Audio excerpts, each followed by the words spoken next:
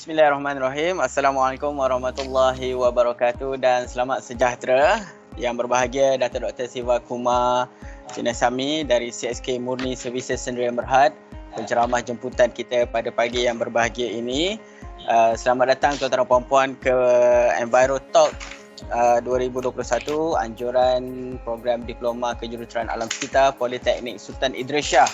Dan hari ini kita berasa amat bertuah kerana yang berbahagia Datuk dapat meluangkan masa bersama-sama kita pada hari ini untuk berkongsikan pengetahuan, berkongsikan kepakaran kepada kita semua, terutamanya kepada para pelajar diploma kejuruteraan alam sekitar semester 3, di mana pada hari ini yang berbahagia Datuk akan menerangkan, berkongsi kepada kita tajuk pembentangan berkaitan tentang Air and Noise Pollution Engineering.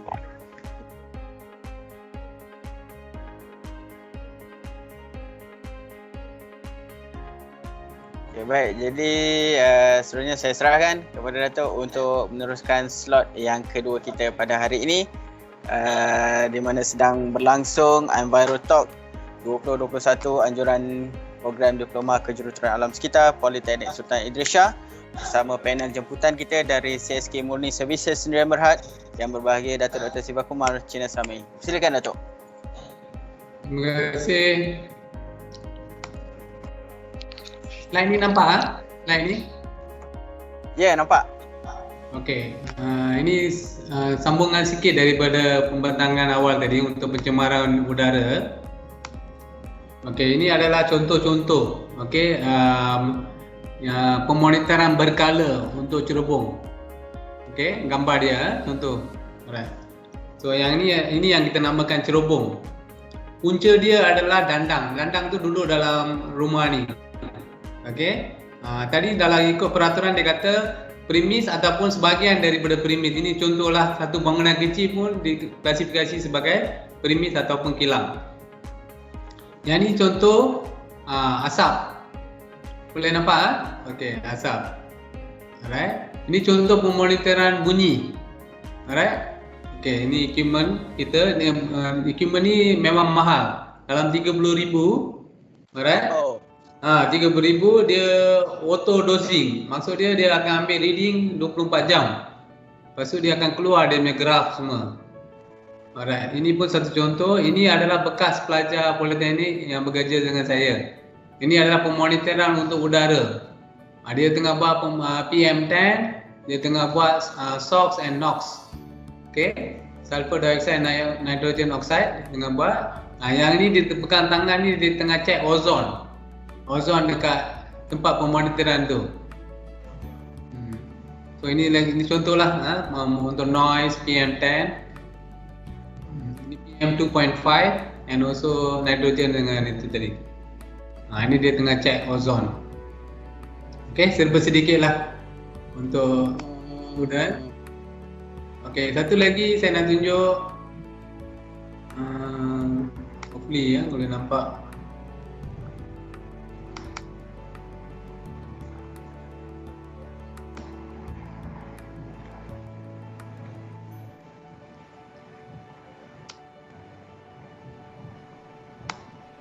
Okey, ini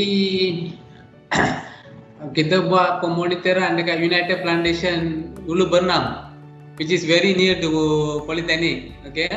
Yeah. Yes, kita buat air emission monitoring and dark smoke observation.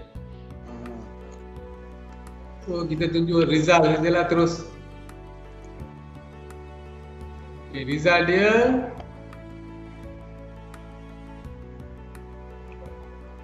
sorry. Ini result dia. Kita guna gas analyzer, dust dia 20 kan. Ini method yang tadi saya tunjuk dekat daripada peraturan tadi. Kita guna method. Ini ke-8 tadi tu. Ringan chart, not exceed chart 1.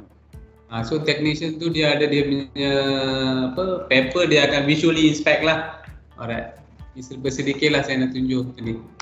So sekarang kita akan mula kursus untuk bunyi.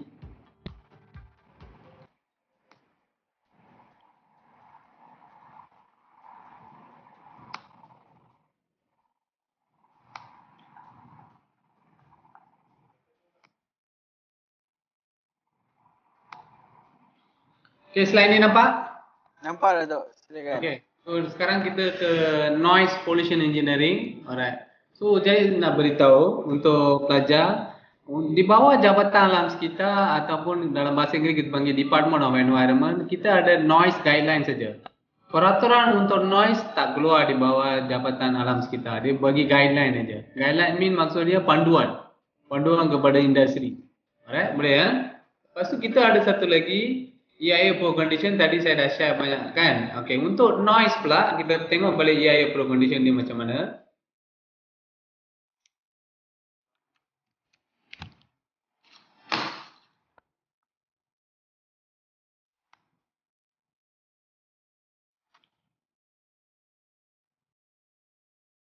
Okay, tak apa. Untuk noise kita ada guideline noise. Yang ni boleh download daripada Jabatan Alam Sekitar. Website Jabatan Alam Sekitar dia ada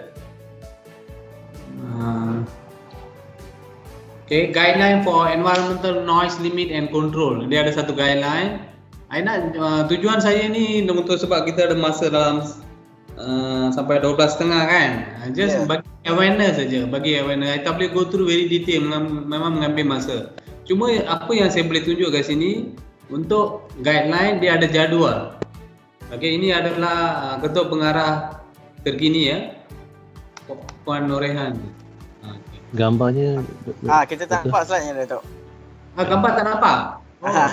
tak nampak. Okey. Bagus. Bagi feedback.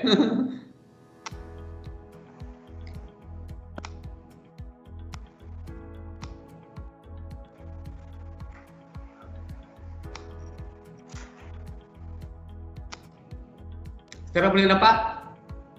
Okey, boleh masuk. Cantik. Okey. Ini adalah ketua pengarah Jabatan Alam Sekitar. Okey. So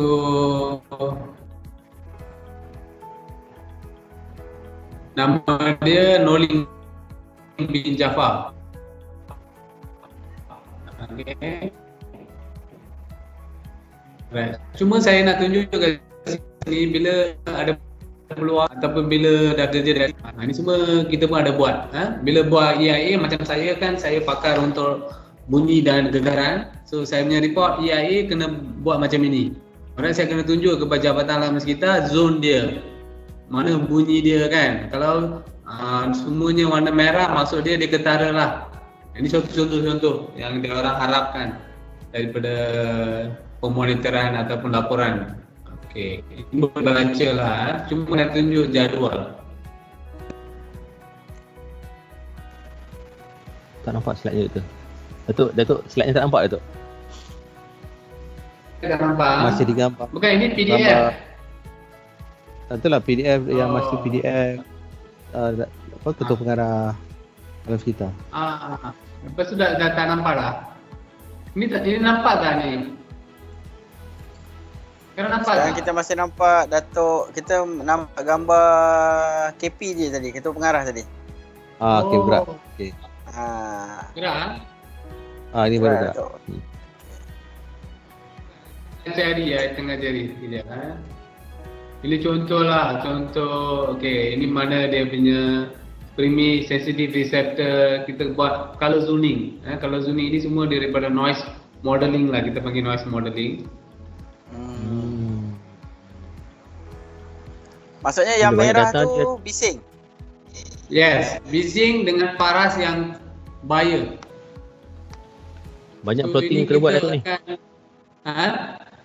Banyak data nak ambil ni, nak dapat dia punya kawasan kan Datuk Ya, data kita kena Google. Just nak tunjuk lah ni. Okey, sekejap saya nak tunjuk satu report.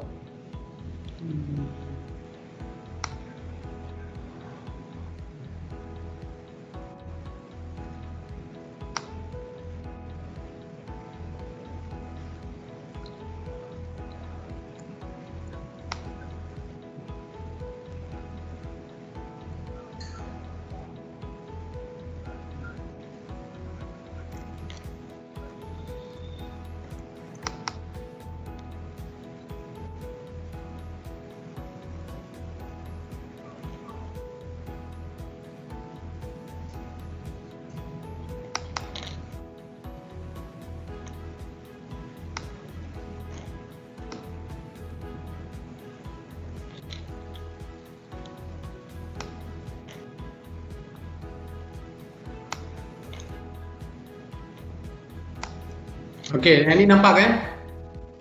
Boleh nampak tak? Okey. So balik kepada syarat-syarat kelulusan EIA. Sebab EIA ni penting sebagai pelajar yang belajar mengenai kejuruteraan alam sekitar, you perlu faham apa maksud EIA. EIA dalam bahasa Melayu kita panggil penilaian kesan kepada alam sekeliling. Dalam bahasa Inggeris kita panggil Environmental Impact Assessment. Alright. So yang ini adalah syarat yang paling penting yang perlu dipatuhi oleh pemaju projek dan juga kontraktor projek.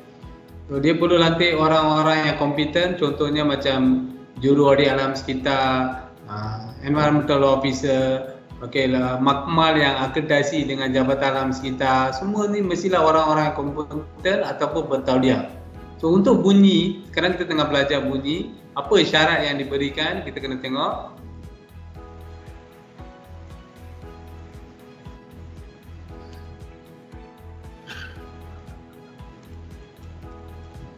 Ini air,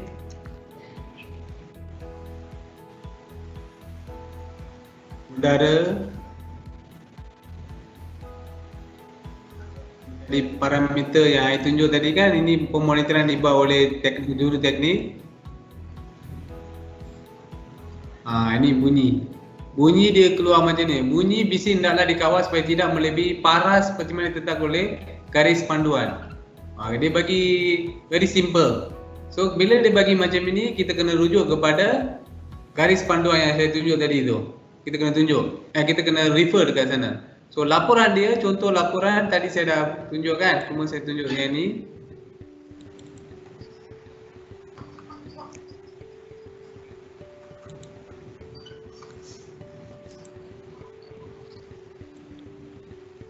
Okey, ini laporan untuk tadi saya tunjuk untuk udara, untuk bunyi pula macam ni.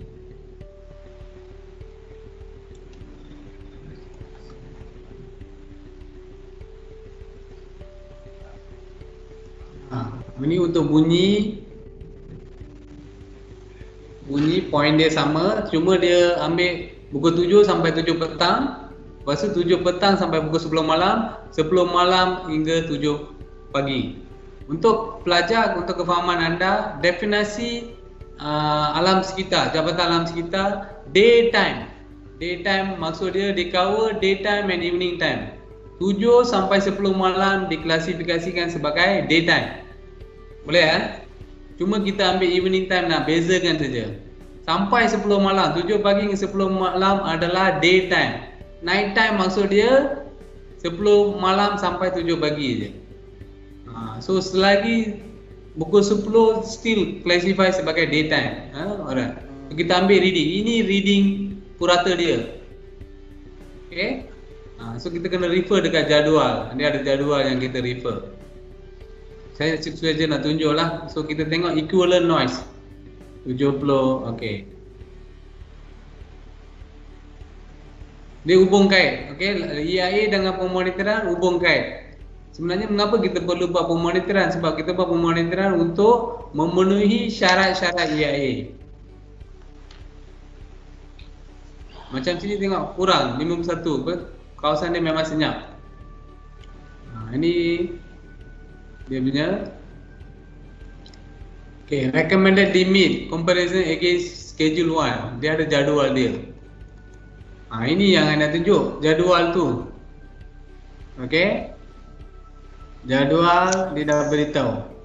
Okey, tengok. Daytime maksud dia 7 sampai 10 malam adalah daytime.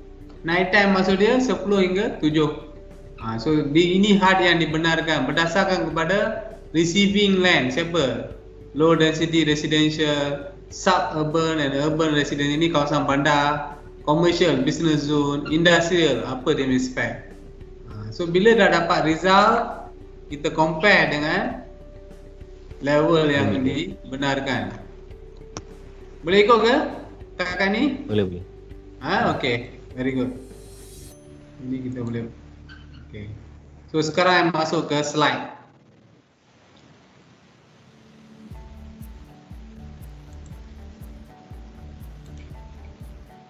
Ni nak beritahu tadi mengenai case tadi. Slide ni nampak tak? Apa Datuk? Okey, di bawah JKKP, okey ada dua. Noise tadi anda perlu faham ada dua. Satu bawah jazz. Jazz semuanya yang dekat luar.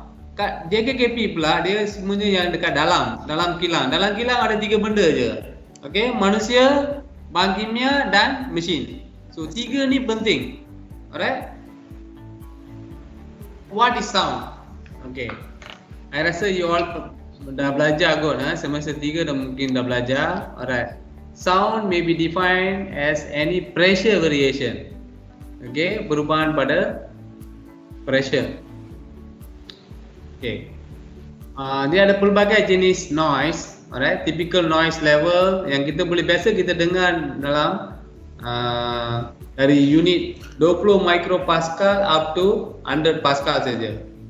Kalau you boleh dengar lebih-lebih itu kira you bertuah. Alright. Okay, ini adalah orang kata apa?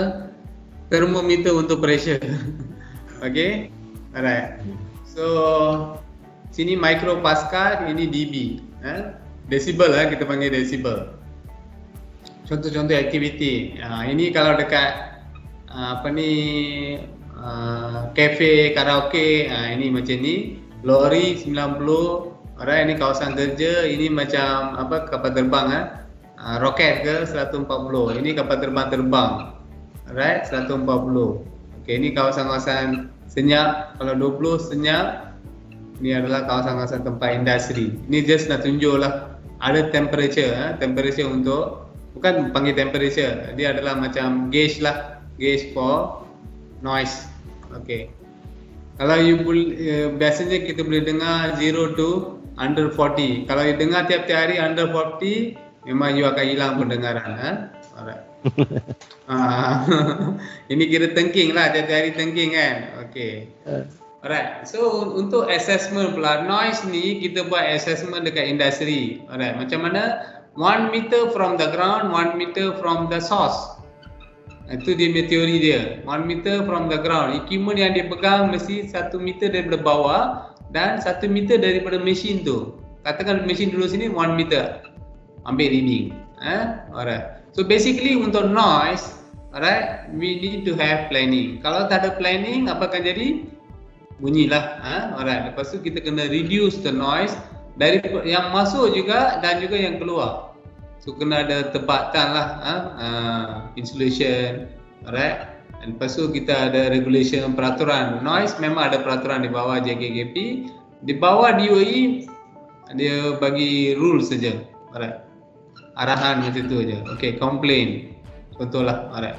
So untuk student, sebab saya biasa tengok you all buat projek tahun akhir ataupun you punya semester hujung projek kan, projek you kebanyakan bekerja je, ya? Belum? Yalah, final year project. Final year project kan. Kebanyakan student yang biasa buat mengenai noise ni dia kurang faham sikit. Tu saya nak highlight ini, alright. Noise ni dia tak boleh campur macam tu je. Arithmetic cannot. It has to be in logarithm. So contoh yang nak tunjuk. Alright, katakan dua-dua mesin ni berjalan. Alright, 60. So noise kat sini tak mungkin 120. Okay, dia kena ambil log 10 log 60, 10 log 60, macam tu. Ataupun kita ikut graf. Ya kan? Wait. Ini saya rasa slide ni ini sebenarnya. Okey. Ini tadi 60 kan, jadi 63. Alright, kalau dia punya perbezaan kosong nampak tak 3? Nampak tak? So kita campur 3 saja. Kalau perbezaan dia antara dua tempat ini 1, 2, 3, 4, 5. 1, so you kena campur 2.5. Kalau perbezaan dia 2, you campur 2. Kalau perbezaan dia 3, you campur 1.4 ke macam tu. Contoh. Boleh ke So example kat sini, alright. Ada satu tempat pemonitoran dia tunjuk 55. Ada satu tempat dia tunjuk 51. So kalau you campur sepatutnya 105, tetapi tak boleh. Kena cari perbezaan dia 4. 106. Tapi you kena cari perbezaan dia. 4. So perbezaan dia 4 sini. 1, 2, 3, 4. Berapa dia punya reading? 1.4. So you ambil yang maksimum campur 1.4 jadi 56.4. Boleh ke? Boleh ke? Itu sebenarnya. So noise, bila buat final project saya tanya macam mana you dapat kira, saya campur dulu, tak boleh. Kena ambil log ataupun you dapatkan graf ni. So graf ni standard lah Datuk? Yes, standard. So ini menunjukkan bila desibel dia makin perbezaan dia tinggi, contoh makin lama makin tinggi, dia punya ini kurang. Nampak tak? Ya. Bila tak ada beza, 3. Macam tu. Kalau 60 tadi perbezaan dia kosong, betul kan? Kosong. Sebab tu dia jadi 63. Yes. Ini untuk sampai up to 70 kita boleh refer. Kalau tidak kita pakai formula tadi. Ini pakai formula and log. Ini adding. Ini untuk adding. Yang ini untuk adding. Dia ada satu graf lagi untuk subtracting. Kalau nak tengok, sebab you ada background noise. Lepas tu you pergi, contohnya kawasan bunyi kuat kan, betul kan? Sebelum you on genset lah, contoh, betul tak? Company, background company dah ada satu noise. Bila you pasang genset, bunyi tu lagi kuat kan? So kita nak tengok apa dia sebenarnya level dia. Ini dia punya graf dia macam ni juga. Okay. So kita ambil noise yang kita measure dengan background. Sebelum kita mula apa-apa mesin 53. So you minus 60 tolak 53, 7. So L ni 1. Kalau 7, 1. Betul tak? So ambil yang maksimum 60 tolak 1, 5. Ini matematik lah. Tapi kalau nak tak pening, ambil formula je terus. So yang nak student faham, noise cannot be added arithmetically. 2 campur 2, 4 tak boleh. Dulu ambil log. Sebab apa? Noise tadi kita dah tengok asal dia daripada sound. So, pressure, tekanan. Okey Datuk, faham. So telinga kita belajar log. Kita belajar log lama. Rupanya dekat sini guna formula log ni, calculation log ni. Betul. Okey alright. So yang 20 micropascal ni siapa yang boleh dengar rasanya? Remaja macam budak-budak kanak-kanak kan, telinga dia okey lagi, betul kan? Perasan tak kalau mak balik ke bapak balik dia boleh dengar dulu, orang tua tak boleh dengar. Betul tak? Sebab apa? Telinga dia peka. 20 mikrogram pascal dia boleh dengar dulu. Kadang-kadang baby tidur kan, mesin dia pun dia boleh sedar. Dia boleh kata ada orang datang kan, dia boleh cakap. Ya, so ini saya nak tunjuk sikit. Okey, JKKP pula kan. Dia ada peraturan dia lain lah. Okey. Alright. Nanti saya tunjuk case study kita, banyak kerja yang kita buat bawah JKKP, nanti saya tunjuk. Alright. Okey ke? Boleh? Tak boleh bergerak. I punya slide tak boleh bergerak juga. Don't know. Kena pasang masuk boleh.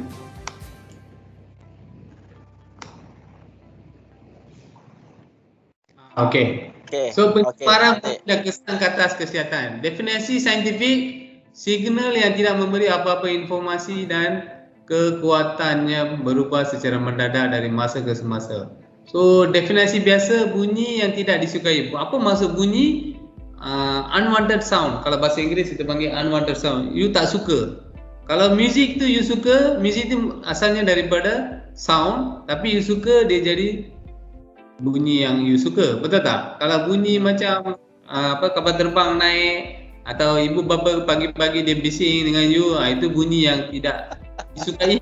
Itu maksudnya bunyi. Alright. So punca-punca bunyi, of course lah. Tadi saya dah tunjuk tu graf tadi kan.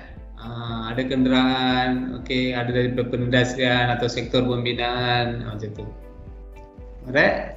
So ini contoh pekerja yang tak pakai PPE, betul kan?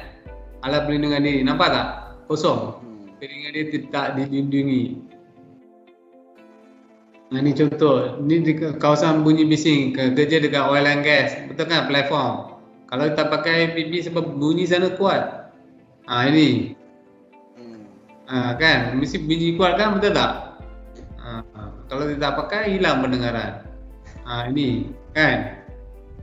Hilang pendengaran. Ini selalu dengar, ini pun sekarang orang dah kurang lah, tapi memang ada yang minat pakai Walkman lagi. Ini lagi satu tabiat benda asing ataupun air ke dalam telinga. Bila dah selalu buat, jumpa doktor, kan? Berjumpa segera dengan doktor jika benda asing masuk ke dalam telinga. Mesti telinga sakit kan? So inilah contoh-contoh tempat yang kita perlu pakai PPE. Ini kilang tekstil. Bunyi dia kita panggil intermittent noise sebab dia tak kan? Macam tu. Ini lagi. So kalau duduk sini tanpa pakai perlindungan diri, apa akan jadi? Hilang pendengaran. Contohlah. Okey, jenis bunyi bising steady. Okey. Kalau kita cakap macam biasa, itu tak ada masalah. Alright. Ini contohlah mesin biasa keriuhan di pasar, trafik. Ini semua ni adalah steady white band noise. Steady narrow. Tenaga bunyi tertentu kepada ulangan tertentu. Contoh mesin rumput, gaji rantai, macam tadi kata tak, betul kan? Ini semua adalah impact noise, bunyi tunggal yang pendek sekejap macam letupan, okey, tembakan senjata api. Repeated noise, contoh bunyi tunggal yang berulangan, memaku, memahat. Ini semua ada keluar bunyi. Intermittent noise, pengangkutan udara, lalu lintas. So bunyi ini untuk kefahaman anda, kita measure hertz, dan juga dia punya dB, kekuatan bunyi. Tadi saya dah tunjuk tadi. Kegerapan dan tempo bunyi bising berterusan akan memberikan kekacauan dari bunyi yang tidak kerap kedengaran. Kesan terbagi kepada dua, kesan kepada telinga dan kesan di luar telinga. So, kesan kepada telinga, kesan sementara disebabkan bunyi yang kuat 120 dB menyebabkan pecah selaput. Dia ada banyak jenis selaput lah. Tympanium, kerosakan tulang kecil pendengaran dia, ada vesicle, radical, ada banyak. Lepas tu hilang pendengaran kekal.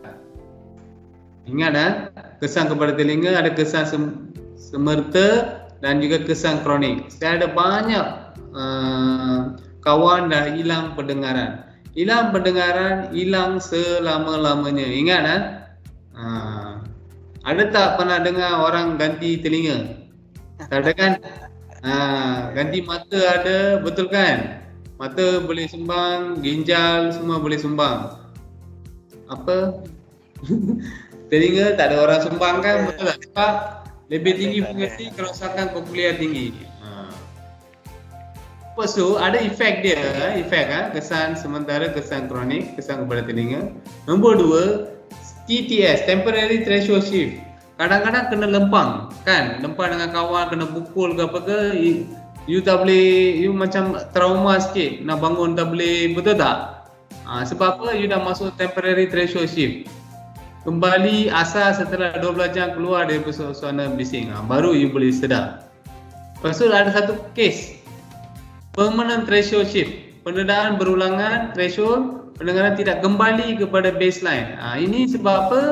Dia dah dengar bunyi yang terlalu kuat untuk waktu yang lama, so dia tak boleh balik kepada baseline. Sebab tu telinga dia jadi pekak. Boleh ikut ke? Boleh tu. Ini antaranya lah. Okay. Kesan di luar telinga, kesan fisiologi, meningkatkan tekanan darah. Bila tekanan darah tinggi, ada kesan kepada telinga. meningkatkan pergerakan otot, meningkatkan pergerakan gastrik, perbesaran pipil. Ini dalam gastrik. Lepas tu kesan sampingan, sakit kepala, pening, loya, muntah ni kadang-kadang disebabkan oleh bunyi juga. Okay, pergerakan mata tak dapat dikawal. Contohlah ni semua pendedahan kepada bunyi. Kesan psikologi, gangguan percakapan. Okey, kalau dia dah jadi pekat, dia tanpa dia sedar dia akan cakap dengan kuat. Pernah tak you terasa? Kenapa dia cakap dengan kuat sedangkan duduk bersebelahan? Sebab dia dah jadi pekat. Gangguan percakapan akan berlaku, annoyance, ulangan tinggi, intensity dia kuat, dia cakap dengan kuat. Dipengaruhi oleh faktor lain fizikal, altitude, kesan tingkah laku. Contohlah, keletihan pun kadang-kadang disebabkan oleh bunyi. Lain-lain, mudah marah, sering merasa cemas. Ini dah maksud dia, you kena check. Kalau dekat politeknik, pensyarah marah kalau ini bukan pasal bunyi, lain. Student tak hantar laporan, betul kan? Kalau kat industri nanti kerja, bos selalu marah, you tengoklah mungkin dia pendedahan bunyi dia tinggi kot. Contoh Okey, hilang pendengaran akibat bunyi bising pekerjaan. Alright. Ini teori saja. Okey. Pekerja yang berisiko. Pekerja yang berisiko hilang pendengaran akibat bunyi. Okey. Antara golongannya adalah pekerja kilang kain dengan tekstil, kilang keluli, kuari, tentera dan polis yang berlatih menembak. Saya pernah dengar tahu orang menembak tu kan, berapa kuat bunyi. Oh, memang tak boleh. Sudah macam trauma sikit. Itu saya nak beritahu. Di Malaysia ni ada tak kes-kes? Tak kes-kes sehari? Kes-kes? Kes-kes yang mana pekerja industri menyaman dia punya majikan berkaitan dengan kehilangan bunyi ni, kehilangan dia punya kesan daripada bunyi, ada tak? Ada. Untuk peraturan sini, okey, sebenarnya kalau dia hilang pendengaran, dia tak akan menyamar. Memang dia akan beritahu sebab dia boleh claim sokso. Hello? Dia memang jujur. Dia memang, kalau dekat industri memang dia jujur. Sebab apa? Memang sokso kawal mereka. Dan dia akan pergi hearing conservation program. Okey, macam mana dia nak jaga telinga kan? Sebab nanti saya beritahu you, memang wajib untuk industri menjalankan audiogram. Kejap lagi saya beritahu.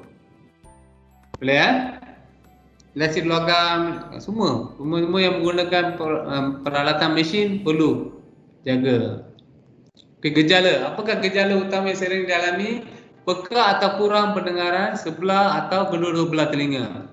Telinga berbunyi yang dipanggil tinnitus. Alright. Bunyi aja, ada bunyi. Itu tandanya ada masalah lah telinga tu. Pernah tak terasa macam ni? Apakah tanda-tanda yang dapat dikesan pada telinga? Saya pernah rasa, saya pernah kerja dan juga saya tersalah masuk satu tempat latihan polis atau tentera dekat Sarawak hari tu, masa saya muda-muda dulu. Ada letupan, memang 5-10 minit tak boleh rasa apa-apa, tak sedar. Okay.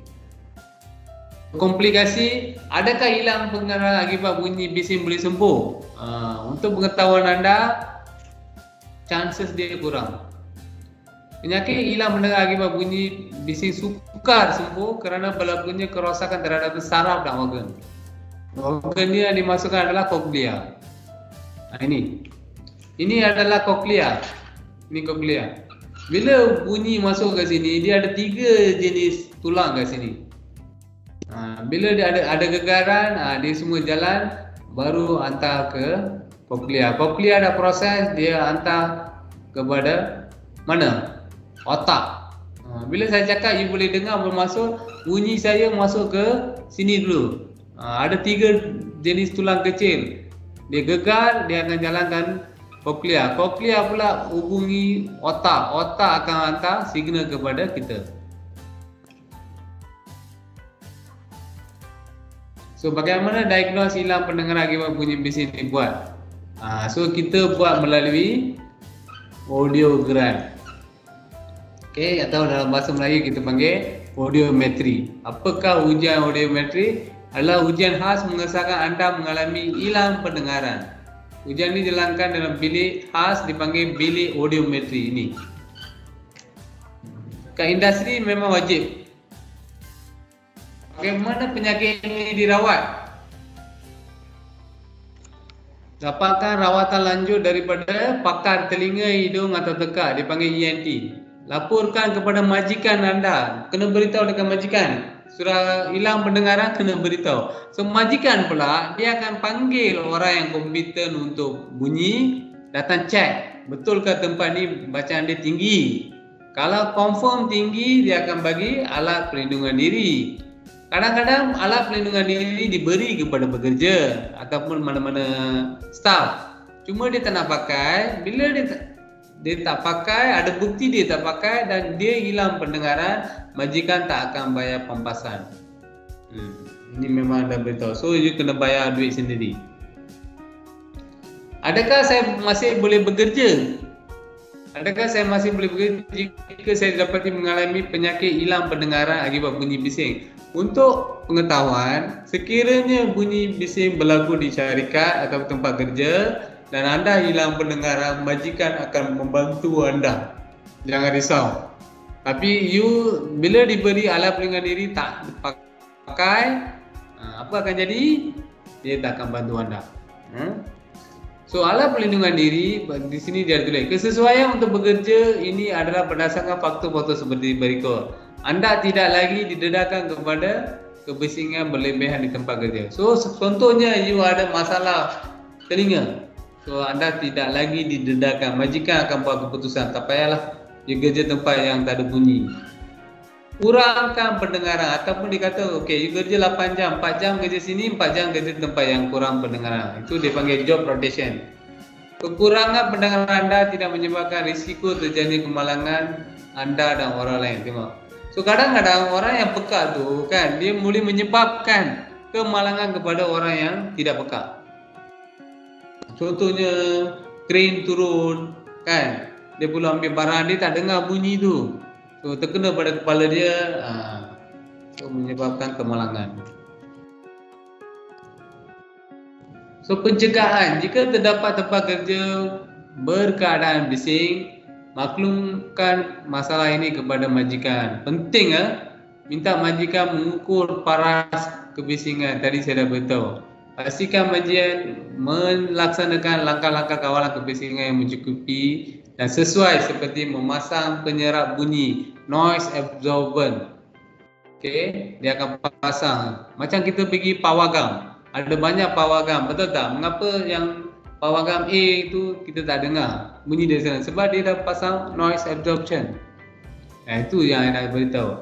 Mengasingkan mesin yang berbunyi bising, melaksanakan pengendalian mesin secara automatik, menyedia dan menggalakkan penggunaan alat perlindungan seperti palam telinga atau penutup telinga. Ini contohlah. Ini kita panggil palam.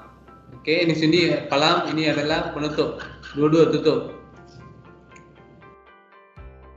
So di bawah JKKP, alright, ada satu peraturan.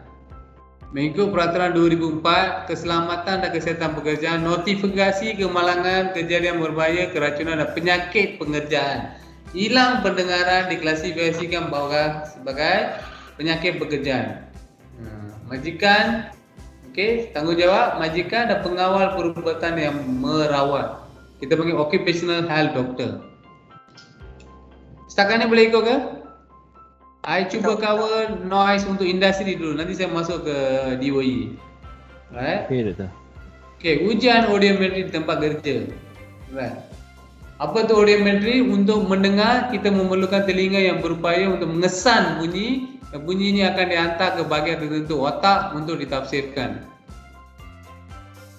Okey, Untuk mengesan sama ada seseorang itu mengalami masalah pendengaran, audiometri adalah salah satu alat kerap digunakan untuk mengesan masalah ini.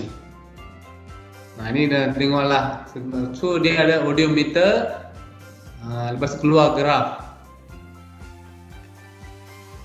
Terdapat dua jenis audiometri subjektif dan objektif. Macam exam. Objektif dan subjektif. Ujian audiometrik subjektif di antaranya ialah ujian konduksi udara dan ujian konduksi tulang. Ini occupational doctor akan buat. Okey, lepas tu ujian audiometrik ini dilakukan di tempat kerja adalah untuk menentukan nilai ambang tonus tulis pendengaran seseorang. Ambang ni maksud dia baseline. Alright? Nilai bunyi awal sebelum dia masuk ke kilang atau memulakan kerja, kita perlu buat. Di tempat kerja, ujian audiometrik konduksi udara akan dilakukan, manakala ujian konduksi tulang hanya akan dilakukan di klinik oleh doktor-doktor. Contohnya, you dah rasa terlalu sakit, ada banyak bunyi dalam telinga, kan? You ada kesan-kesan sampingan yang saya beritahu tadi, so perlu jumpa doktor. Okey? Kat sini dah tulis, ujian ni memerlukan kerjasama dari pekerja untuk dapat keputusan baik. Kadang-kadang pekerja walaupun dah beritahu esok ada testing, dia dengar bunyi, dia dengar muzik, tak boleh. So sebenarnya untuk pengetahuan anda, di industri kalau katakan bacaan anda adalah gagal, dia tak akan klasifikasikan anda sebagai peka. Dia akan minta buat ujian balik 2 kali tambahan. Kalau confirm graf you memang menurun, baru dia kata anda dah jadi peka. Dia maksudnya Datuk, sensitiviti pekerja ni, telinga kita ni dia ada, maksudnya Datuk, telinga kita ni ada sensitiviti dia. Yes, exactly. Maksudnya kalau kita didedahkan dengan macam sebab untuk nanti saya akan beritahu dia ada HAD sekarang dia dah ada HAD. HAD yang dibenarkan untuk bekerja di industri. Berapa bunyi yang dia boleh dengar ataupun mendedahkan diri dengan bunyi setakat mana. Nanti kejap lagi saya beritahu. So of course, bila dia sudah ada gejala ataupun dia sudah ada masalah sampingan, perlu jumpa doktor. Doktor akan membuat keputusan. Alright? Bilakah ujian audiometrik perlu dilakukan? Pekerja baru perlu melakukan ujian audiometrik asas dalam tempoh 6 bulan ia mula bekerja. Untuk pengetahuan, memang untuk pekerja baru yang kerja dekat industri memang perlu buat ni. Sekiranya industri yang anda kerja tu berbunyi, kalau tak ada bunyi tak payah buat. So audiometrik berkala. Nombor 1, asas berkala ni setiap tahun lah. Contohnya setiap tahun atau 2 tahun sekali. Sekarang peraturan baru dia dah beritahu audiometrik di akhir perkhidmatan pun digalakkan. Sekiranya you nak tukar kilang ke tempat kerja, baik you buat audiometrik akhir perkhidmatan. Optional. Sebab apa? Bila you masuk kilang baru, bunyi dia lagi kuat, you boleh tunjuk HAD yang you terdedah kepada company yang lama tu berapa. Sebab untuk pengetahuan, bila ada masalah pendengaran, majikan perlu bantu. So ujian audiometrik, sejarah pekerjaan dan perubatan mesti diambil kira untuk ujian audiometrik.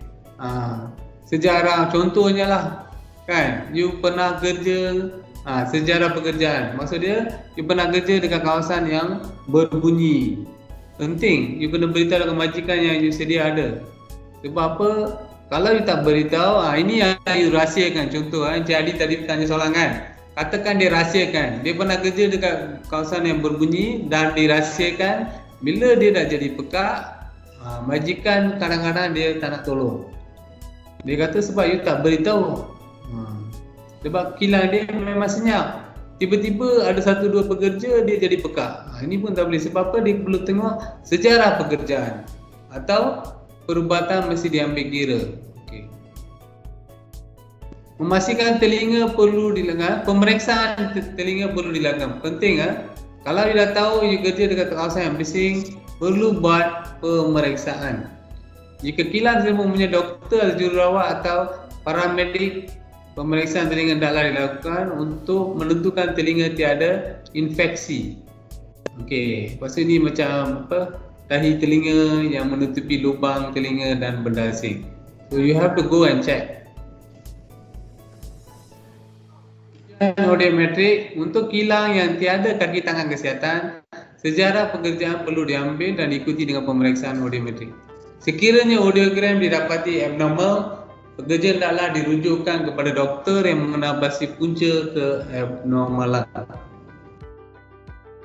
Pekerja dihendaki berada di dalam pondok audiometrik. Tadi saya tunjuk satu gambar kan.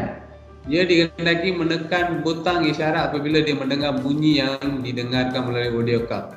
Ini pendek kata, bila ada pemeriksaan untuk audiometrik, sepatutnya anda akan diberi satu macam equipment lah untuk tekan. Bila dengar aja you tekan. Kadang-kadang macam mana kita tahu dia dah hilang pendengaran? Dia dengar tapi signal dah hantar kepada telinga dia, dia tak dengar. Dia dengar pada tahap frekuensi yang tinggi. Itu saya maksudkan. Kat situ noise tadi saya beritahukan dua perkara penting. Satu desibel, satu lagi frekuensi. Frekuensi akan dihantar ke telinga you. Kalau you dengar bagus, telinga you okey, you akan dengar dengan pantas. Kalau makin lama orang tu tinggikan frekuensi baru you dengar, ini tandanya you dah ada apa orang kata simptom untuk hilang pendengaran. So signal tu akan dihantar kepada audio cord. Audio cord. Ada soalan? Kadang kalau belajar tak dengar nasihat tu ada salah pendengaran juga ke Datuk? Ya, kemungkinan sebab dia bawa motor, kereta kan, betul kan? Sajalah dia buat lawak je. Kalau pekerja industri memang kita perlu check sebab bunyi sangat kuat kan?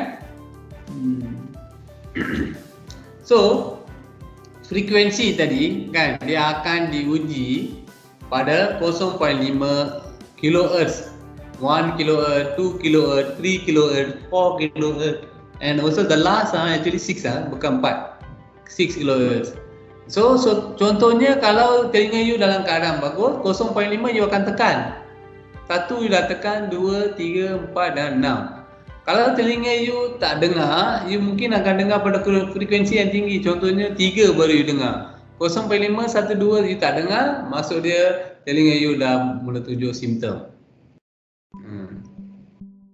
Kurang pendengaran yang disebabkan oleh kebisingan dengan kurang pendengaran yang disebabkan oleh peningkatan umur adalah sukar untuk dibezakan. Kalau dah tua macam mak saya sekarang kan, dia dah tua, saya tengok dia tak boleh dengar. Kena pergi dekat sikit, beritahu baru dia dengar. But boleh disebabkan oleh faktor umur. Sebab apa? Dia tak pernah kerja dekat industri, tak ada pendedahan. Okay, kurang pendengaran disebabkan oleh faktor umur biasanya melibatkan frekuensi yang lebih tinggi. Tengok. Bila dia dah frekuensi tinggi, baru dia boleh dengar. Normal ialah mereka yang mempunyai intensi kurang daripada 25 dB pada setiap frekuensi yang dirujuk. Okey, satu frekuensi ke satu frekuensi, bunyi dia boleh dengar dalam frekuensi dalam desibel 25. Okey. Hilang pendengaran maksud dia 25 ke atas baru dia boleh dengar, bermakna dia ada masalah. Anjakan ambang piawai standard, mereka yang mengalami perbezaan frekuensi dia 10 dB pada ini frekuensi 2, 3, 4 kHz di antara audiogram terbaru dan audiogram asal. Apa maksud dia audiogram terbaru? Contohnya tahun lepas kalau dia dah buat itu panggil audiogram asal, baseline. Tahun ini dia buat lagi sekali, itu adalah audiogram baru. So dia kena bezakan. Setiap frekuensi ada reading, dia akan check balik graf dia. Dulu you boleh dengar, sekarang tak boleh dengar, bermakna ada perbezaan. Ini contohlah. Sorry saya tak ada graf nak tunjuk sekarang. So, alat pelindungan diri penting. Majikan memang dia akan sediakan alat pelindungan diri. So kadang-kadang pekerja yang tak nak pakai. Saya pernah tegur banyak pekerja. Dia kata apalah, relax dululah, muda lagi. So bila dia cakap macam tu, bila dah tua dia hilang pendengaran. Dan juga saya pernah temu ramai banyak pekerja dah berumur, tanya dia mengapa, macam mana boleh hilang pendengaran. Dia pernah beritahu dekat saya, Sebab apa? Dia kurang pakai alat pelindungan diri. Itu punca dia. Sebab apa? Kalau dah hilang pendengaran, hilang selama-lamanya. Dia memang menjadi pekak. Okey ya. So ni antara contoh-contoh peranti pelindungan diri. Kalau kita tengok, dia ada macam muff lah. Okey, yang ni disposal lah. Okey, yang ni disposal, semua disposal. Ada macam jenis tali. Okey, senang sikit, boleh simpan lama. Yang ni harian aja. Okey, untuk public visitor dia bagi ni. So, untuk noise ini penting. NRR, noise reduction rate, penting. Katakan dia mendedahkan diri dekat tempat yang ada 90. You pasang ini, dia akan jadi 60. Macam itu maksud dia, noise reduction rate. Kalau kadang-kadang kita pakai yang ini, dia tak ada noise reduction rate, tapi dia akan tutup telinga you sajalah. Baru ni saya pergi satu sekilang, saya tengok dia ni memang tak ada label. Bila tak ada label, kita tak boleh estimate yang ini berapa. Okay. Alright. So sekarang setakat ni ada soalan tak? Saya nak tunjuk case tadi. Kat kilang macam mana dia punya bunyi. Ada soalan? Hello. Okay, ada sesiapa yang ingin mengajukan soalan?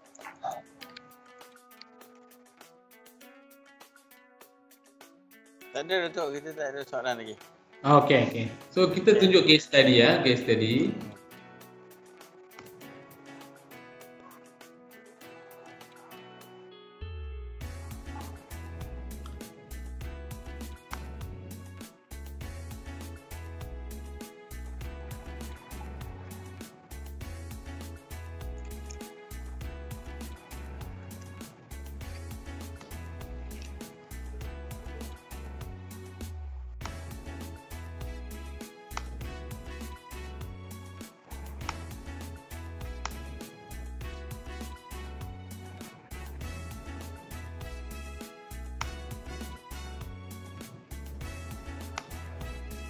Okey, tadi saya tunjuk ni serba sedikit. Ini untuk di kilang di bawah Jabatan Alam Sekitar. Alright, ini bacaan dia.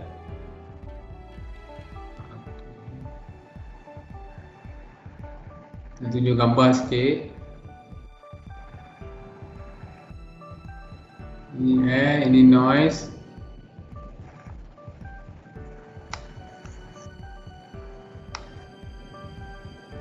Ini vibration. Ini noise lah. Noise yang dia buat. Lepas tu keluar dia punya result. Saya nak tunjuk result dia.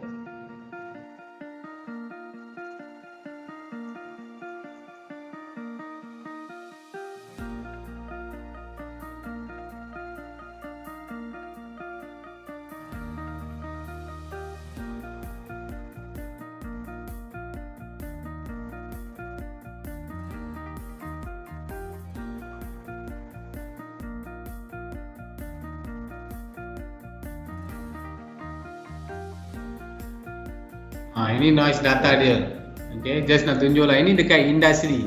Okay, industri maksud dia, apa yang maksud industri, dia keluarkan bunyi. So pemonitoran dibuat dekat kawasan receptors.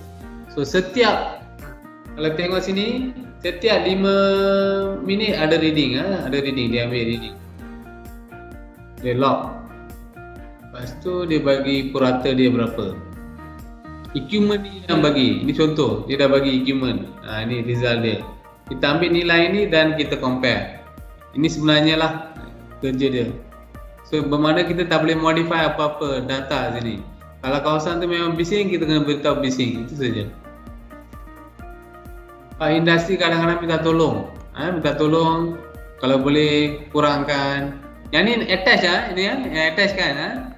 Nampak kan? Ini masalah kita lah, kadang-kadang kita terima panggilan tolong. Macam mana nak tolong sebab data ni 24 jam kan. DOE nak write print out macam ni. So, saya tunjuk lah. Okey. Yang ni untuk jabatan alam sekitar. Alright. Cuma saya nak tunjuk dia punya spek tadi, saya rasa saya dah tunjuk. Ini vibration.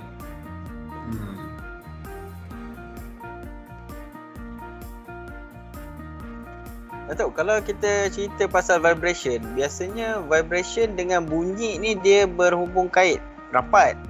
Jadi adakah kawasan-kawasan yang mana ada pencemaran bunyi ni, biasanya dia akan ada vibration yang tinggi?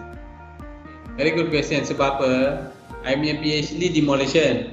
Alright. Bila buat demolition, kita study noise and vibration. Alright. Untuk pengetahuan you, kebanyakan orang ada satu andaian. Mereka buat andaian, bila noise tu tinggi, vibration pun akan tinggi. Sebenarnya teori tu tak berjalan macam tu. Kita yang buat andaian, bila noise tinggi, vibration akan tinggi. Tak ada. Vibration ni dia gerak dekat horizontally. Okay, horizontal. Noise ni dia bergerak kadang-kadang vertically. Kan? Sebab dia pressure. Noise ni pressure. Vibration dia not working on the pressure. Vibration based on the horizontal. Tam kan, betul tak? Ada setengah so sebab tu kita tak boleh kaitkan.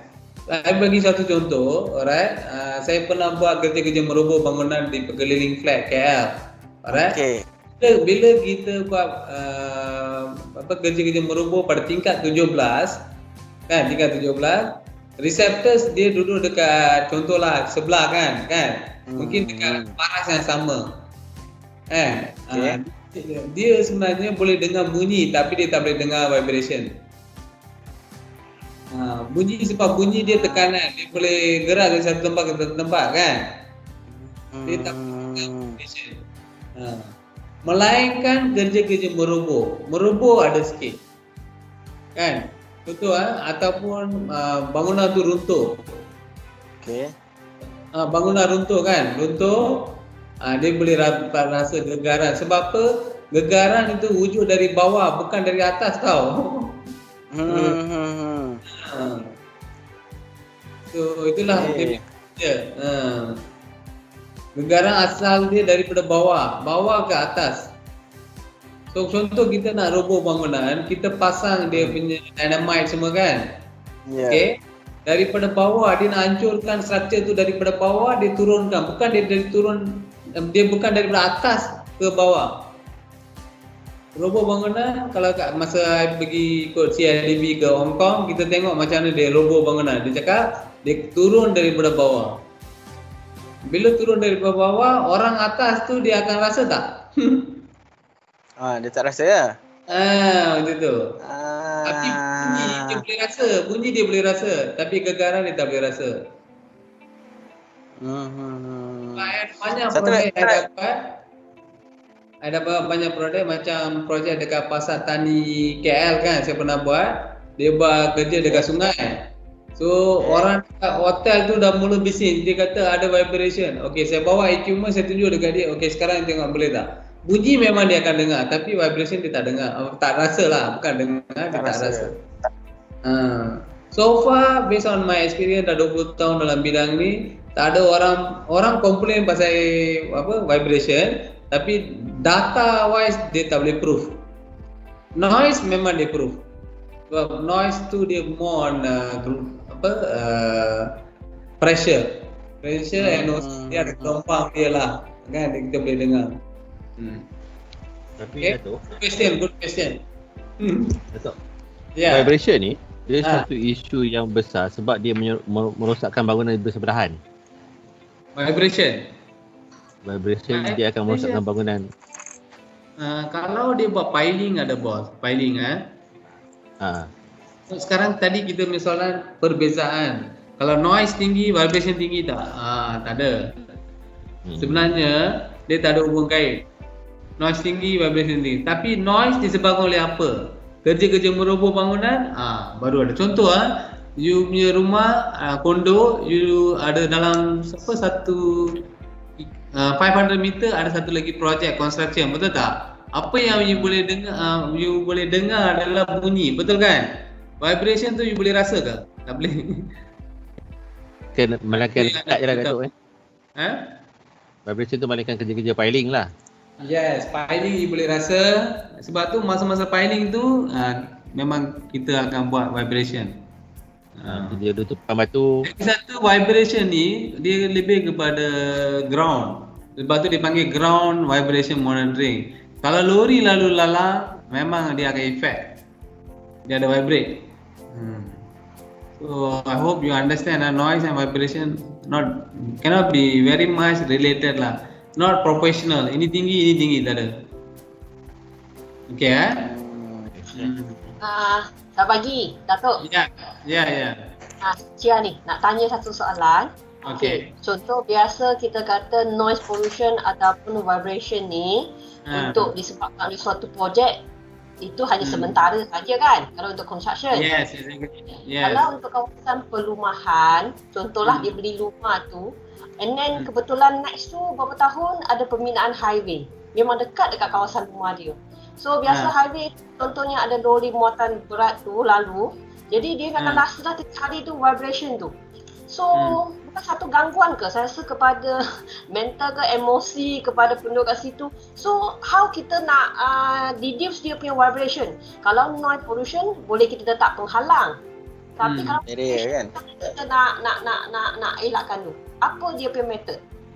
Okay, actually okay, very good. I show you the theory from this report. I rasa boleh tunjuk.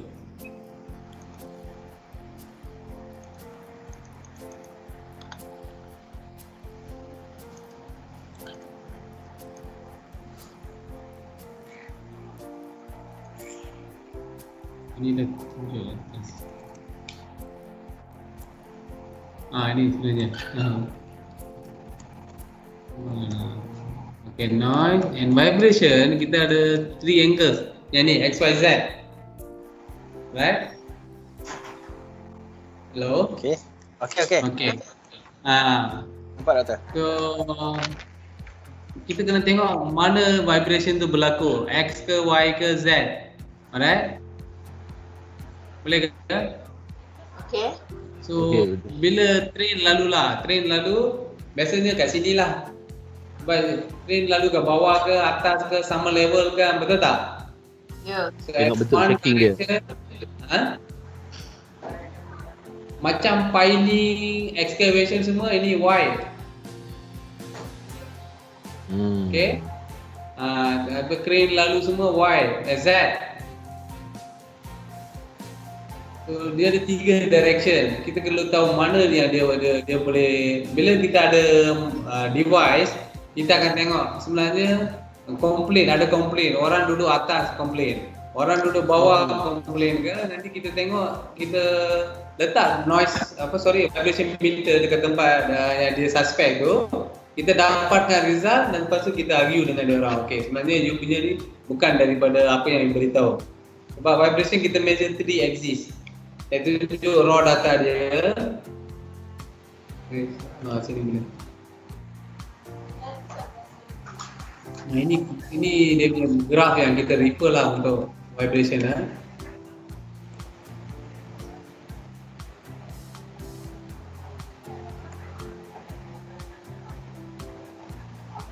Ini untuk noise.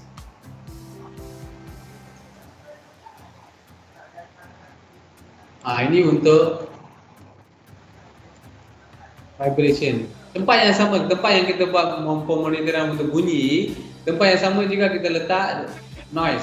So dia ada vertical, longitudinal and trans. Okay?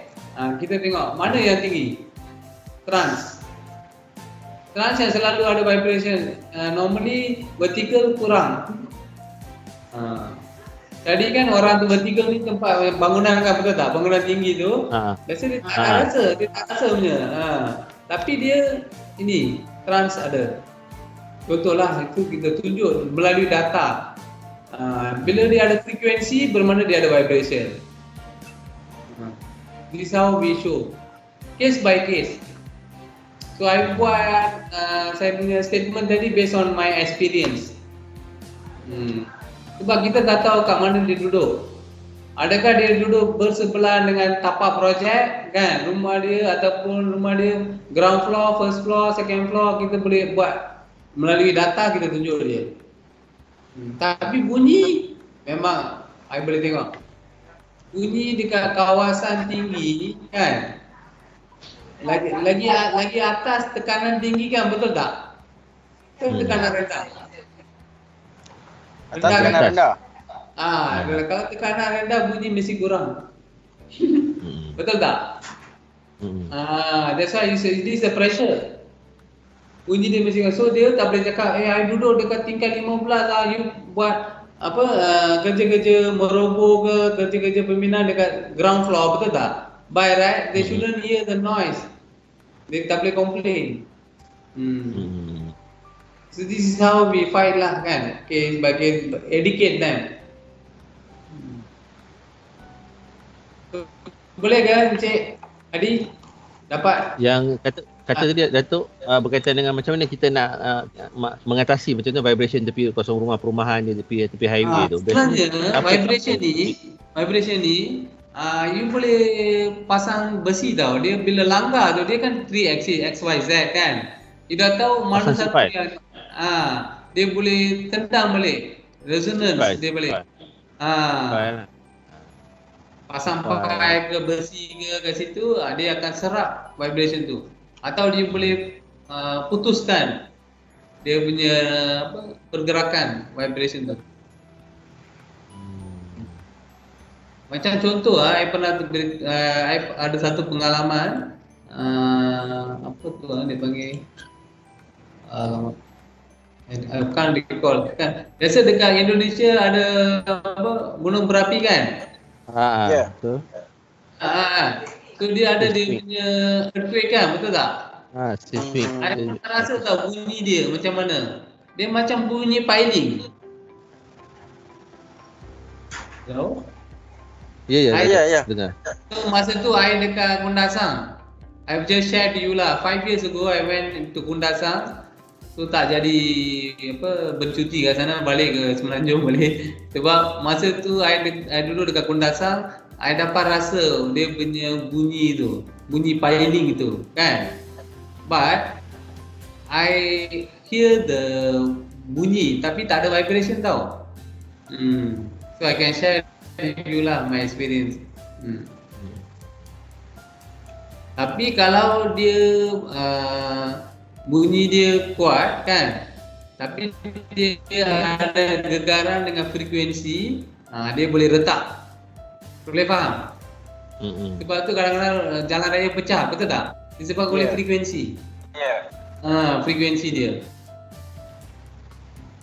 Noise and vibration, of course we rely on the frequency.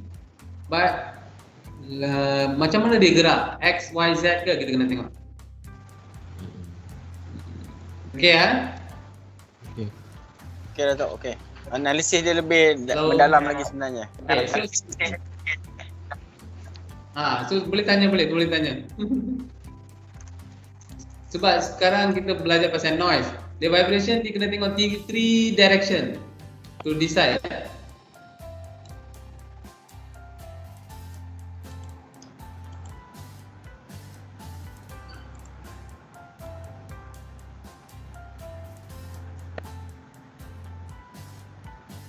Vibration ni kita kena tengok, ini data dia kan. Okay, sebenarnya macam theoretically lah, ini adalah Z, ini adalah Y, ini adalah X. Okay, so macam mana I punya technician letak tu, I pun nak check. Masa dia letak tu, baru kita decide mana X, Y, Z. Sebab tu kita tak boleh beritahu. Boleh faham yang jadi? Datuk. Datuk. Ya. Nak tanya, Datuk ada contoh-contoh ke pembinaan alat yang digunakan untuk mengkurangkan vibration punya efek ke? Ada tak? Contoh yang tu tak ada, cuma ada equipment yang kita guna untuk monitoring tu ada. Ini yang kita guna. Maksudnya dalam AIA report ni tak pernah ada suggestion untuk kita reduce dia punya vibration. Biasanya result dia okey sebab sebelum mula projek tak ada apa-apa, result dia tak ada apa-apa effect. Ini noise, ini vibration dia. Okey, sini dia ada dia punya arrow tau. Mana dia tunjuk? Dia tunjuk macam ini ke, ditunjuk macam ini ke, ditunjuk macam ni, baru kita decide ini X, yang ini Y, ini Z. So kena tengok ini dia ada tempat dia. So I punya data tu kan yang tunjuk tadi, kita perlu check dia kedudukan di mana. Mana tempat kerja. Macam sini kita tak boleh nampak. Kan? Tempat kerja depan ke, arrow tu saya tak nampak. Tempat kerja sini ke, bila di sini dia akan tukar. So that's what I'm trying to say. So bila ada vibration, dan dia akan record, dia akan display kat sini. And then it's recorded. Biasanya untuk pengetahuan you, kalau ada lalu lalang, kalau ada muatan yang tinggi, memang ada vibration. And most of the cases dia X exist. X. Kalau dia ada piling, biasa kita tengok ada dekat apa tu Y, vertical. Kalau dia SKW, biasa kita tengok ada dekat X. SKW, longitudinal. Macam itulah.